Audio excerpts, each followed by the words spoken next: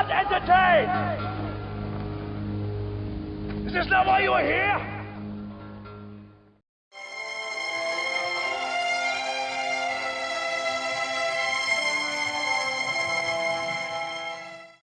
Hello and welcome to the first review of 2024 of the P.G.M show movie reviews. Let's get into it.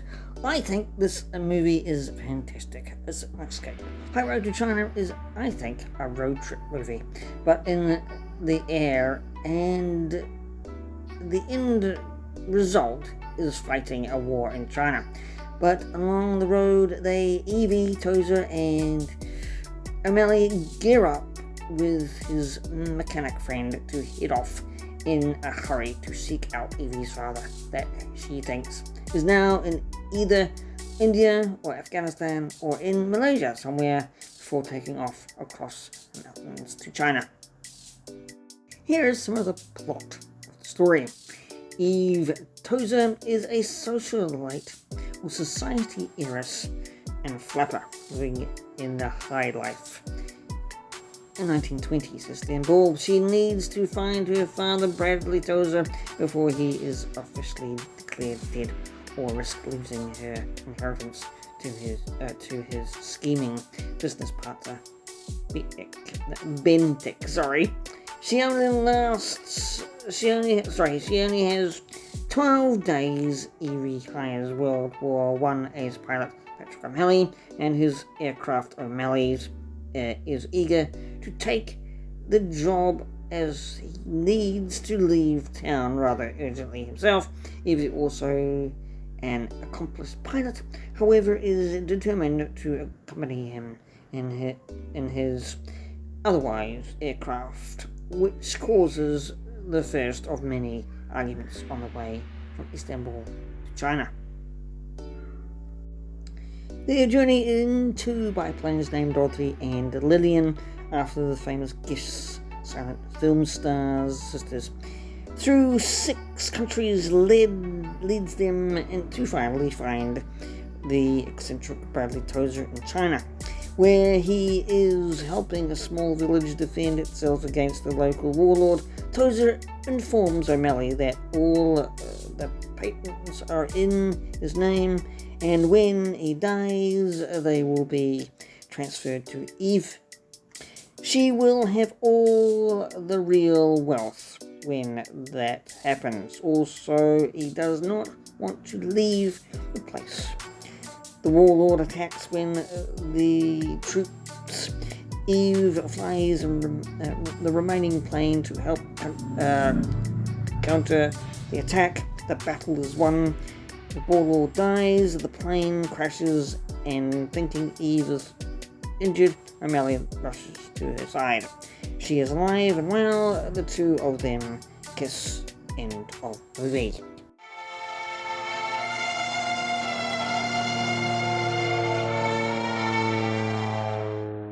Production. Filming for The High Road to China took place in Yugoslavia with a crew of 231, 145 Yugoslavians, 60 British, 15 Italians, 10 Americans, and 1 Frenchman. They also added 50 Yugoslav actors to the speaking cast and hired 4,000 extras. Forgive me, I'm going to probably balls up some of these names. Headquarters for the film company was in the small area coastal town of Opija, Croatia, located on the northwest coast of the Gulf of Rijeka at the foot of Uka Mountains. It was filmed in Opija and Istria, Croatia. Scenes set in Afghanistan were shot at Kamijak near Rijeka, while scenes set in Turkey were filmed at Rolosko, and the final battle in China was shot in Boljon. Boy, a lot of tongue twisters there, and names of places that I apologise if I really didn't say that too well. Anyway, here's some more. Anyway, here's about here is information about the planes. Really, Bristol F2B replicas were built by Vernon Ahmet of Ypsilanti. That's what I'm going to say about this, Michigan. The aircraft type was in the novel, but after construction, the replicas were thought to be dangerous to fly at high altitudes and were replaced by two Stamp SV-4 biplanes, GAZGCs and GACGE, provided by Bianchi Aviation Film Services. Be it a mouthful, yes, but it is a fun romp through the air, and place names, yes, difficult, but they went everywhere for this film. Shot on locations throughout Turkey, and it used practical effects as well, not a CGI in sight, and that's what I love about this film. Funny and escapist movie. Sit down and watch it with popcorn. Drink.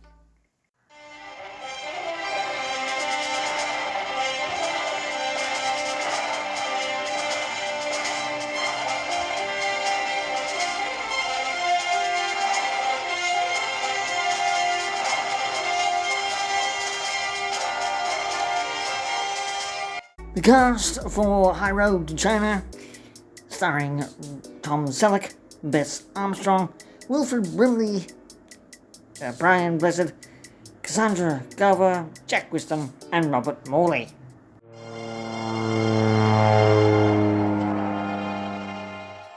Let's have a look at the wars raging at that time, be it in Afghanistan and China at that time period. The war began when the Shinwari tribe revolted in Jalalabad and drew a manifesto of 10 grievances, 5 of which related to Malhan's meddling, probably stuck that name up, with the status of women, although this revolt was quelled by a force led by Ali Ahmad Khan. A concurrent Sagoist uprising in the north managed to capture the besieged city of Jabal al-Sira before attacking Kabul on the 14th of December 1928.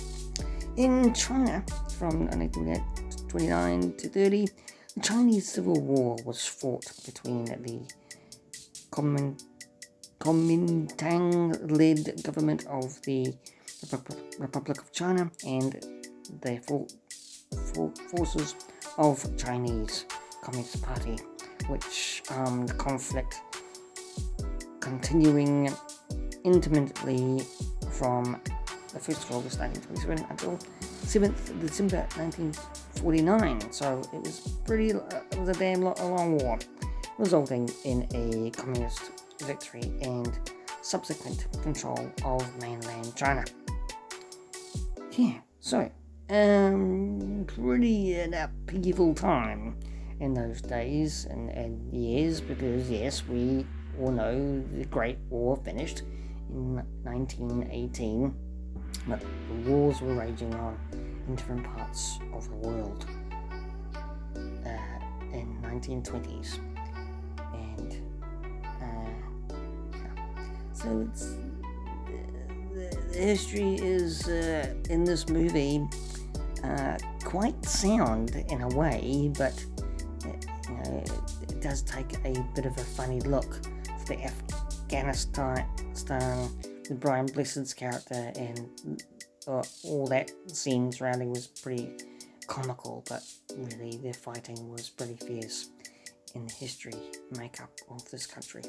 And with the China Communist was also made to be out to be a little bit comedy-ish, and it was quite serious.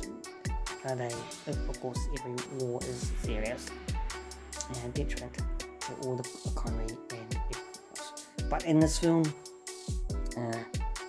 it really linked to the action, drama of it, and romance of High Road to China.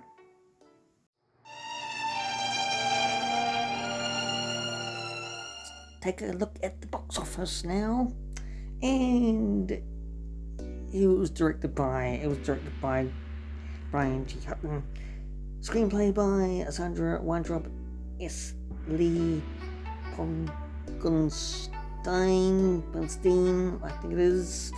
Balls that one up, sorry about that. Based on High Road to China by Joe Cleary, Fred Wayne Trubb, produced by, starring, and we'll skip that, done it already. Cinematography by Ronnie Taylor, edited by John Jimson, music by the legendary and the fantastic John Barry, who done all the James Bond soundtracks as well. Production companies that were involved: Golden Harvest Company, City Films, Jade Dran Film, Pan Pacific Productions, distributed by Warner Brothers Umbrella Entertainment, Fortune Star Media Limited. Release dated back in 1983, March the 18th. Running time, you can sit there with your popcorn and your Coke or whatever you want to drink or eat. 105 minutes. Countries were involved: United States, Yugoslavia, Hong Kong, and of course it's got here language English. Budget, it was budgeted at $15 million, and the box office take for the year it came out, $28.4 million. Well, look at that. Absolutely fantastic for 1983, really, it was.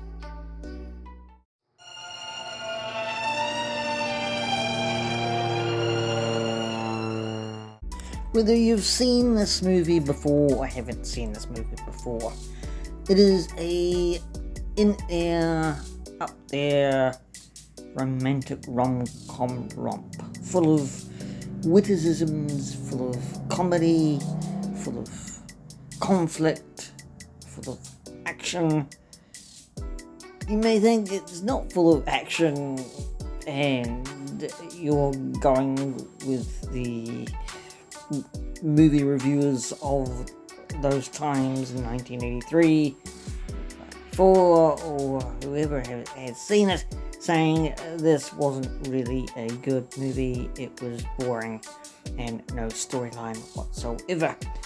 But I can tell you, if you're like me and you just like to escape and not having to watch a blockbuster, just a indie movie, and the first movie of Tom Selleck's career, High Road to China, and yes, be it a consolation prize for him, as he didn't get Indiana Jones because he was still in his contract and couldn't get out of his contract from McNBI, then this one's for you. 1920s era, so it's a costume period. Brilliant costuming, actually, and yes, again, the planes weren't authentic to the time, but still, it is a very good depiction of flight in those days. The cast is brilliant. It changed hands so many times, even with the first director being a famous one to a director not so. I can say that because I've never heard of him. But all the same, if you want a good, again, I will repeat myself, a good escape movie, sit down, watch it, popcorn, thrill ride, and funny conflict, because Tom and Bess, with their characters being so in their faces all the time, funny and jovial, and with the fact of the time in China and Afghanistan, having the wars and meeting and having the class also, with O'Malley being a down-and-out drunk of a World War II pilot and running away from his problems, and Evie having a rich, lavish life of 1920s flapper? Is it called flapper? I don't know. Probably got that wrong. Yes, in the roaring 20s. With wars going on with Afghanistan and China, they wind up winning the day in the war. It is one of these films that it's probably not high on people's lists of watching, regardless of whether you like it or not. It's not a huge blockbuster. It did well in the box office take, of course, and it was the first movie for Tom Selleck, as he was Magnum P.I. Yes, he didn't get the role in as Indiana Jones, but still, he got this role. Consolation prize, maybe, but one I can be excited for because I liked it. So my recommendation is watch High Road to China, because you might be pleasantly surprised. Until then, if you can't make someone laugh or smile, well, that's not my problem, is it? Until next time, goodbye. And thank you. And thank you for listening as well.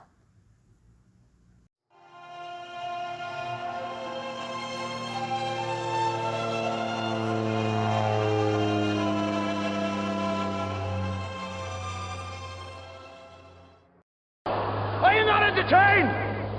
Are you not entertained? Is this not why you are here?